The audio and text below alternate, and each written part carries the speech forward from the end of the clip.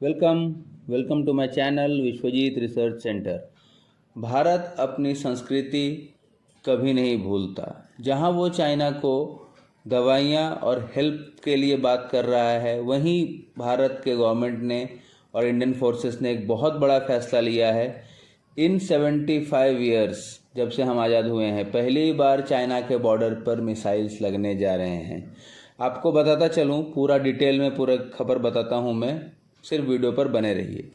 Rocket force का पहला information हमारे जो अभी सीडीएस बिपिन रावत थे, जो अभी गुजर गए, उन्होंने पहला ये दिया था कि रॉकेट फोर्स इंडिया के पास होनी चाहिए, जो कि एक बहुत बड़े ही विजनरी आर्मी पर्सनल थे और एक बहुत बड़े विजनरी सीडीएस भी थे। पर ऐसा लगता है कि अभी कुछ सालों में या कुछ महीनों में आप कह सकते हैं, इस पर काम, रॉकेट फोर्स पर काम चालू हो चुका है। ये आने के बाद ऐसा नहीं है कि इंडिया ही एक पहला कंट्री रहेगा जिसके पास रॉकेट फोर्स है। चाइना के पास ऑलरेडी रॉकेट फोर्स है, यूएसए के पास भी ऑलरेडी रॉकेट फोर्स है, इनफैक्ट रशिया के पास भी है। पर अगर हम इतिहास देखें तो हमारे पास जो बैलिस्टिक मिसाइल्स हैं, इनका कंट्रोल स्ट्रेटेजिक कमांड के पास ही रहता है। मीन्स स्ट्रेटेजिक फोर्सेस के पास ही इसके कमांड रहता है, और आगे भी लगता है उनके पास ही आपको बैलिस्टिक मिसाइल्स के पावर या कमांड रहेंगे। पर ऐसा ये लगता है मुझे, अब मिसाइल्स पावर को स्प्लिट कर दिया जाएगा। यहाँ पर मैं समझाना चाहता हूँ कि टैक्टिकल मिसाइल सिस्टम्स, रॉकेट, ये समझना है कि टैक्टिकल मिसाइल सिस्टम्स में जो रॉकेट हैं, ये रॉकेट फोर्सेस के पास चले जाएंगे, और न्यूक्लियर वॉरहेड वाले जो मिसाइल्स हैं जिसमें न्यूक्लियर वॉरहेड रहता है, ये स्ट्रैटेजिक फोर्सेस के पास ही रहेंगे।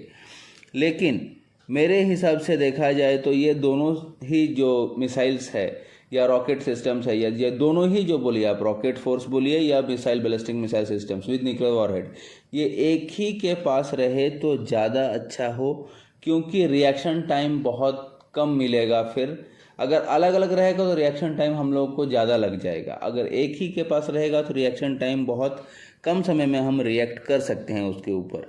लेकिन आगे आपको मैं बताता चलूँ कि मिसाइल्स और रॉकेट में डिफरेंस क्या है। पहला ये बता दूं आपको, मोस्टली जो सबसे बड़ा डिफरेंस है वो rocket is unguided and missiles are guided. ये पहला एक डिफरेंस आता है दोनों में, जो मेजर डिफरेंस है। मेरा मतलब है कि जो बैलिस्टिक मिसाइल हो गया या न्यूक्लियर वॉरहेड मिसाइल हो गया, या दूर तक जो मार करते हैं मिसाइल्स, वो गाइडेड रहते हैं। And rockets are made for restriction of an particular area. मतलब वो कोई गाइडेड नहीं रहता है कि एक पर्टिकुलर एक एरिया पे ही गिरेगा। ये एक आप मार दो, उस एक पर्टिकुलर 10 किलोमीटर के एरिया में ये पूरा उड़ा के चलाएगा।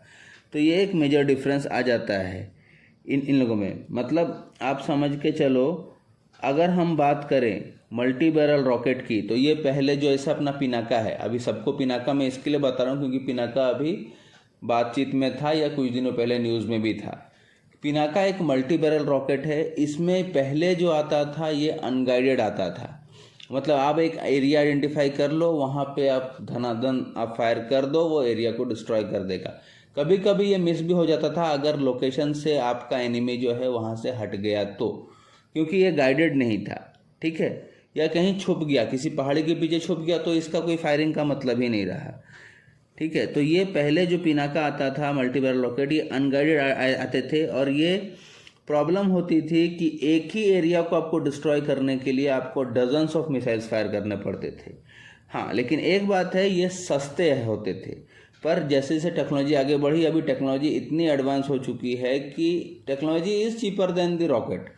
तो अभी के जितने मल्टी बैरल रॉकेट्स हैं, they are actually guided also. और अभी के मैक्सिमम एमुनेशंस, रॉकेट्स या जो आपको दूर तक वार करने वाले यानी मिसाइल्स है, सब गाइडेड ही रहते हैं मोस्टली, आप बता सकते हो। लेकिन वहीं पे आप बता दो, भारत के पास जो मल्टी बैरल रॉकेट्स आपको बता दूं, ये मल्टीपल वेरिएंट्स में है। Not only multi barrel rockets, कोई भी रॉकेट्स हमारे पास मल्टीपल वेरिएंट्स में है। शॉर्ट रेंज के लिए Indian forces Grad multi barrel rocket use करती है, जिसे रिसेंटली अपग्रेड किया गया है। मीडियम रेंज का है और मीडियम रेंज में ये शॉर्ट रेंज के लिए ग्रैड है, मीडियम रेंज के लिए आपको Pinaka multi barrel rocket use करती है। इसके काफ़ी सारे वेरिएंट्स हैं। ये 45 to 90 किलोमीटर्स तक अटैक कर सकती है और 120 किलोमीटर्स पर काम चालू है। हमारे पास एक Russian smudge multi barrel rocket भी है जो अभी है, लेकिन इसकी संख्या बहुत कम है, ठीक है, मतलब नंबर्स में ये कम है, पर हम इससे पीछे हैं लॉन्ग रेंज में एक्चुअली चाइना और पाकिस्तान से, क्योंकि पाकिस्तान के पास चाइना का ही एक मल्टी बैरल रॉकेट दिया गया है जो 150 प्लस किलोमीटर्स तक फायर कर सकता है। पर हमें बिल्कुल घबराने की ज़रूरत नहीं है। उनके पास जो अभी भी मल्टी बैरल रॉकेट्स हैं दे आर अनगाइडेड, वो गाइडेड मिसाइल्स नहीं हैं। पर भारत दिमाग और ताकत में इन दोनों से आगे है। We have brain and we have power also. तो इसके लिए हमने, आप समझो, लॉन्ग रेंज के लिए हमने प्रनास मिसाइल बनाया है। प्रनास जो 200 किलोमीटर की रेंज तक कवर कर सकता है। मेरा कहने का मतलब है हमारे मिसाइल्स, आपकी पिनाका कैसा हॉरिजॉन्टल ही जाता है या वर्टिकल ही जाता है, पर हमारे पास ऐसे ऐसे मिसाइल्स हैं जो हॉरिजॉन्टल भी जाएंगे फिर वर्टिकल भी हो जाएंगे। तो पहाड़ी क्षेत्र, क्योंकि हमारा जो एरिया है, हमारा जो टेरेन है आपका बॉर्डर का, ये पहाड़ियों से ही भरा हुआ है, तो सीधा जाने वाला मिसाइल्स कभी भी आपको मतलब प्रॉपरली हिट नहीं करेगा। इसके लिए हमारे पास ऐसे गाइडेड मिसाइल्स हैं जो जाएंगे तो ऊपर, लेकिन फिर 80 डिग्री तक घूम के नीचे भी आ जाएंगे। अपने एरिया हिसाब से हम उसको ट्रैक करके डाल सकते हैं, इंफ्रारेड वगैरह हर एक चीज़ से, ठीक है। तो ये हमारे पास बहुत अलग अलग वैरायटीज़ के और काफ़ी टैक्टिकल और डेडली मिसाइल्स हैं हमारे पास।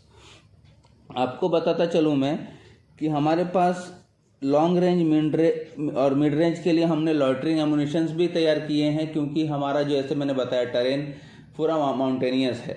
तो लॉइटरिंग एमुनिशंस में क्या होता है, ये खुद भी सर्च कर सकता है, इसमें इंफ्रारेड सीकर भी लगा रहता है, अपाचे रडार भी लगा रहता है, प्लस ये इधर से भी गाइडेड हो सकता है जहाँ से इसको लॉन्च किया गया है। तो हम देखकर इसे ऑटोमेटिकली अपने दुश्मन पर ही गिरा सकते हैं या उनके रडार्स को तोड़ सकते हैं कि हमारे फाइटर प्लेन्स या दूसरे जो वेपन्स जो हम मार रहे हैं ये वो ट्रैक ना कर सके। तो इस पर भी काम चालू है, मीन्स हम उनसे 2 कदम आगे ही चल रहे हैं, पीछे नहीं। तो इसके लिए चाइना तो एक्चुअली रो पड़ा है, चाइना और पाकिस्तान की, भारत ने ये क्या किया। और मैं सच्ची बता रहा हूँ, 75 ईयर्स में ये सबसे बड़ा और सबसे बेस्ट डिसीजन है कि वी हैड डिप्लॉयड प्रलय मिसाइल वहाँ पे, जिसका रेंज 500 किलोमीटर है। आप बोलिएगा सर आप इतना बड़ा मिसाइल्स का बात कर रहे हैं, ब्रह्मोस है, बाकी अग्नि है, तो फिर मतलब प्रलय ही क्यों?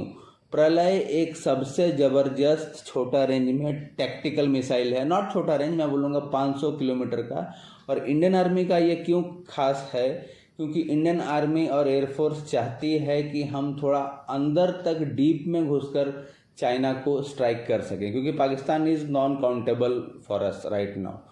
तो थोड़ा अंदर तक जाकर हम अगर उसको कर सके, चाइना जो अपना मिलिट्री बेसेस वगैरह अपना बॉर्डर पे बना रहा है 200-500 किलोमीटर दूर, हम यहीं से बैठे बैठे उसको डिस्ट्रॉय कर सकते हैं। और इसको मार के गिराया भी नहीं जा सकता है। इसका सबसे बड़ा क्वालिटी वो है क्योंकि ये अपना ट्रैजेक्टरी और अपना वे बीच में ही चेंज कर सकती है अगर चाहे तो। मतलब आप समझिए, हमने इधर से प्रलय मारा, उधर से उसने भी, उसको पता चला, वो काउंटर में अपना एंटी मिसाइल मारेगा उधर से, ठीक है। लेकिन प्रलय ऐसा है कि ये बीच में ही अपना रास्ता चेंज कर देगा और जो उधर से एंटी मिसाइल आ रही है वो इसको पकड़ ही नहीं सकेगी।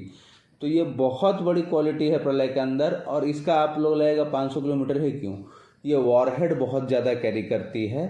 अगर आप इसका वॉरहेड कम करते जाएंगे तो वैसे वैसे इसकी रेंज भी बढ़ती जाएगी, ठीक है। और एक आपको बता दूं, मल्टी बैरल रेंज में हम लोगों का सोलार ग्रुप ने डिफेंस मिनिस्ट्री के साथ बात करके 2 और multi barrel rockets long distance के तैयार किए हैं, 190 से 200 किलोमीटर दूर के, जिनका नाम है Maheshwarastra 1 and Maheshwarastra 2।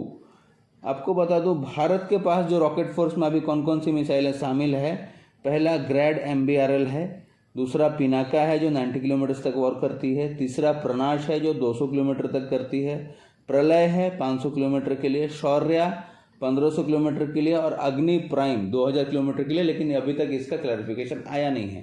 So we have multiple options और मल्टीपल कैटेगरीज के रॉकेट्स फॉर रॉकेट फोर्स। और पाकिस्तान को और चाइना को तो एक्चुअली डरना चाहिए, क्योंकि एटलीस्ट नाम से तो डर जाओ यार, प्रलय। और यह गिराएगा भी तो प्रलय के हिसाब से ही गिराएगा। और सबसे बड़ी बात मैं आपको वापस से बता रहा हूँ, you can't track this missile. ये जैसे ही आप ट्रैक करोगे अपना ट्रेजेक्टरी चेंज कर देगा, वे चेंज करके बराबर जगह पे ही जाके गिरेगा। You can't hit in the between. तो अभी तक तो यही थी खबर जो मेन आई है इसके ऊपर। एंड थैंक्स फॉर DRDO और अपने साइंटिस्ट जो इन्होंने इतना अच्छा मिसाइल बनाया। और फर्स्ट टाइम जो इंडिया ने डिप्लॉय किया, ये करना भी चाहिए था और होना भी चाहिए। होप आप लोगों को वीडियो समझ में आ गया रहेगा। वीडियो देखने के लिए धन्यवाद। Thanks for watching my video. जय हिंद, वंदे मातरम।